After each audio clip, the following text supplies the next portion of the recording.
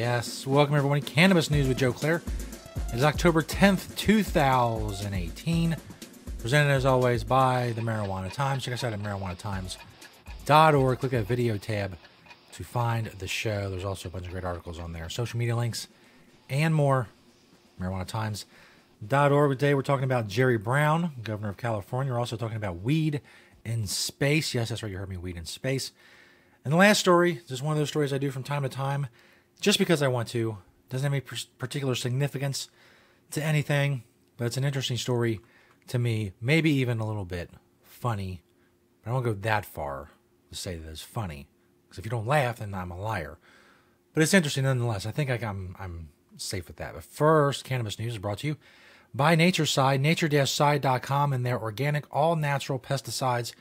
Grow safe and poison-free. Don't use harmful chemicals on what you are growing. And if you're growing cannabis in a state where that is legal, there's going to be pesticide regulations. You want to follow those. You want to be regulatory compliant.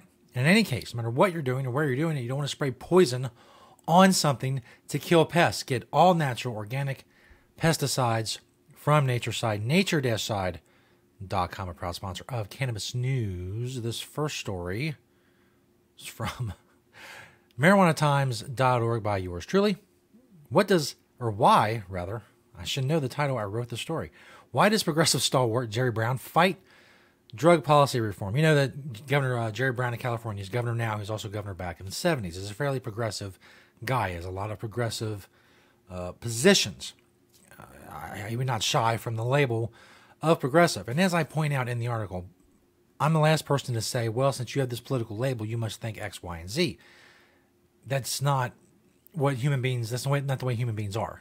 You know, we don't fit into categories. We fight against those categories and branch out into other areas and have our own minds. And if we're strong enough and have a strong enough will and a strong enough backbone, we express those opinions and they become principles or whatever you want to call them. So the fact that Jerry Brown is against marijuana legalization, he's vetoing safe injection site bills, all that stuff is not weird just because he's progressive, but it is kind of weird because he's Jerry Brown. Marijuana legalization, and if you're a progressive, is a pretty mainstream issue. I mean, you look at polls for marijuana legalization, Democrats are always 70+% in favor. Now that number gets dragged down, the overall number gets dragged down into the 60s because the Republicans are still in the 50% or the 50% area. And again, he doesn't have to, toe the line or anything. And I think a lot of this has to do with his age, but it's weird in such a mainstream progressive position, a progressive champion like Jerry Brown is like, no, I'm not into that at all. Now, as I said, it's probably something to do with his age. He's well into his 70s, I believe. He grew up in an era when everybody took it as fact that smoking marijuana was horrible. It killed brain cells. It gave you lung cancer. It drove you insane. It gave you, it was the road to ruin, the gateway to being a degenerate and living in a gutter and other harder drugs and all that. And that stuff's hard to shake, I'll admit. But I got to think a guy like Jerry Brown is surrounded by people who support marijuana legalization, and it's weird that none of those people have, nothing's been an influence enough on him. Now, obviously, I don't know.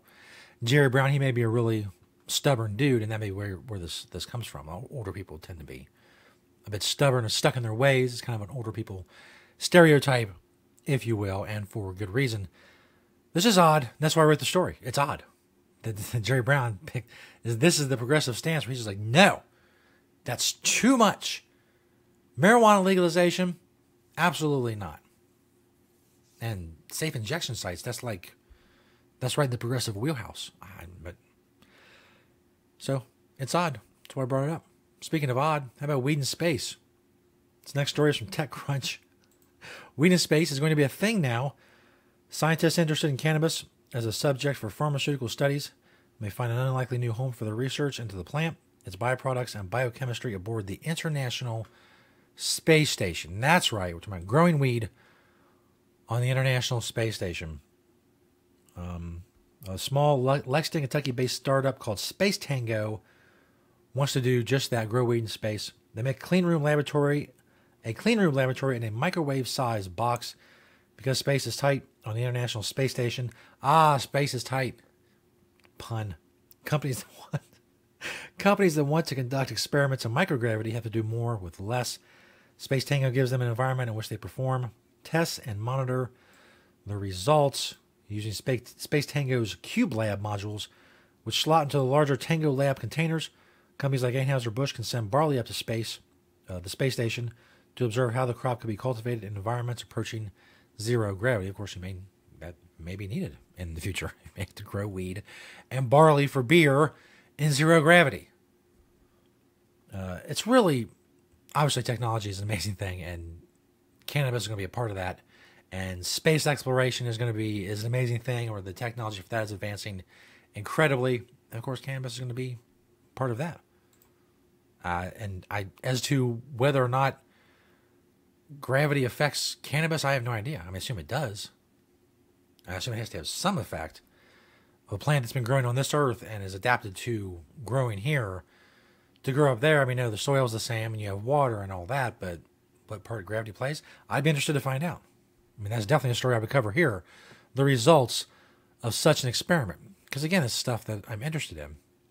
Like this last story. This last story has no activist, marijuana law reform angle. No, it has nothing to do with anything. It's just a really interesting story that I wanted to bring to you all. Fox17online.com. Cheerleader allegedly brings pot brownies to school to win homecoming votes. That's right. As you can tell, this has no place in a marijuana law reform show. It has no influence on the big issues of the day. But it is a story I want to do. So that's why I'm doing it. The term higher education, is taking on a new meaning in Van Buren County, Michigan, after police say a cheerleader allegedly brought some pot-laced brownies to school. Hartford police can't recall anything like this ever happening in their town. It's another great angle of the story. It's a small town, which is why this is making news more than likely. Although I think in even a big town this would make news. They say a student, a 17-year-old female, gave those brownies to some athletes at school. The brownies were included inside goodie bags for the football team during homecoming week. According to Michael Prince, a patrolman for the Hartford Police Department, he said the principal mentioned they were getting some tips in about some possible brownies that may have been laced with marijuana oil. If I had sound effects, this would be the part for the dun dun dun. I do the best I can. I really do. Prince says the high school got a tip through the OK to Say app, which allows people to submit information anonymously. I had no idea that they had snitch apps for high school students. That's got to go over well. The big, angry, dumb bullies who don't want to be snitched on, they have to love that. I'm sure they grab the nerd, they steal his iPhone, they look on there, see if there's an OK to Say app, and he gets a rowdy beatdown. They put a rowdy beatdown. It's like a phrase from the 40s. I don't know. I'm sure it's not good. Kids, nerds, walking around with snitch apps on their phone, telling on people. That's got to make their life just incredibly wonderful at school. It's a lot of, I don't know. That's nuts. But, I get the point. Don't get me wrong. I get the point. Somebody's, going to commit suicide, or there's a, somebody says, oh, man, I hate this school. I'm going to blow it up, or I'm going to come back with a gun and shoot it up. You want an avenue, you want a pipeline to be able to get that information to people who could prevent that. But in this case, they're just typing in, hey, there's some pot brownies at school, Get these people. 12 brownies were allegedly brought to school. Investigators say staff members were able to recover 3 of them, leaving 9 brownies unaccounted for and possibly consumed by students.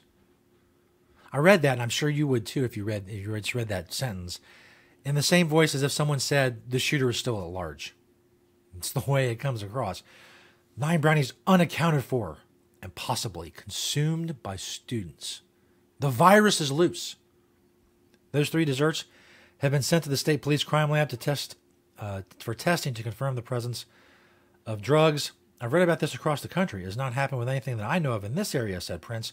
I've been an officer a long time, and whenever you think you've heard it all, something just about daily comes up like, wow. Like, wow.